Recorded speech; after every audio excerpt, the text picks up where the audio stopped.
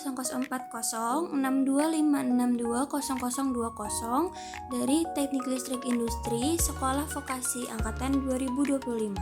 Di sini aku akan menjelaskan mengenai electric charge, force, dan fields, yaitu yang ditugaskan dari mata kuliah medan elektromagnetik. Konsep dasar muatan listrik. Muatan listrik itu terdiri dari dua jenis, yaitu positif dan negatif. Muatan sejenis akan saling tolak-menolak, sedangkan muatan yang berbeda jenis akan saling tarik-menarik. Perpindahan muatan itu dapat terjadi melalui gesekan, kontak langsung, maupun induksi. Suatu benda netral bisa menjadi bermuatan jika kehilangan atau menerima elektron.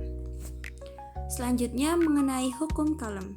Hukum Coulomb itu menjelaskan besar gaya antara dua muatan titik yang sebanding dengan hasil kali kedua muatan dan berbanding terbalik dengan kuadrat jaraknya. Persamaannya ditulis sebagai F sama dengan K dikali Q1 Q2 per R2, yang dimana F itu gaya listrik, Q1 dan Q2 adalah besar muatan, R adalah jarak antara keduanya, dan K sama dengan 9 dikali 10 pangkat 9 N meter per second per set. Lalu selanjutnya ada polarisasi atau polarization.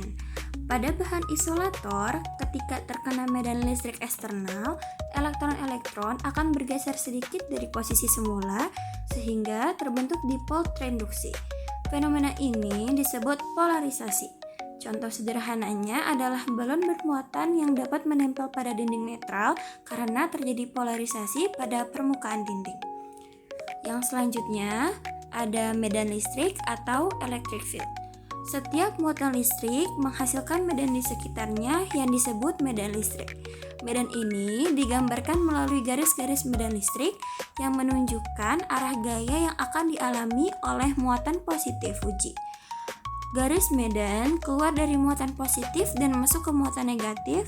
Untuk sistem dengan banyak muatan, arah dan besar medan listrik di suatu titik ditentukan oleh prinsip superposisi, yaitu penjumlahan vektor dari semua medan yang dihasilkan masing-masing muatan. Lalu selanjutnya ada inductive charging and induced dipoles. Pengisian induktif atau inductive charging terjadi ketika suatu benda netral diberi muatan tanpa kontak langsung. Medan listrik dari benda bermuatan menyebabkan redistribusi elektron di dalam benda netral. Setelah salah satu sisi di-grounding, benda tersebut akan memperoleh muatan. Ketika medan listrik eksternal bekerja pada bahan non-konduktor, terjadi pemisahan muatan sementara di dalam atom atau molekulnya, membentuk dipol terinduksi.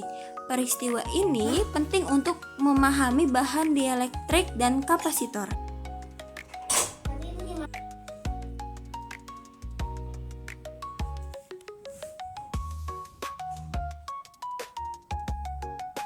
Dan yang terakhir itu kesimpulan dari materi yang saya paparkan hari ini, yaitu gaya dan medan listrik merupakan dasar dari berbagai fenomena elektromagnetik.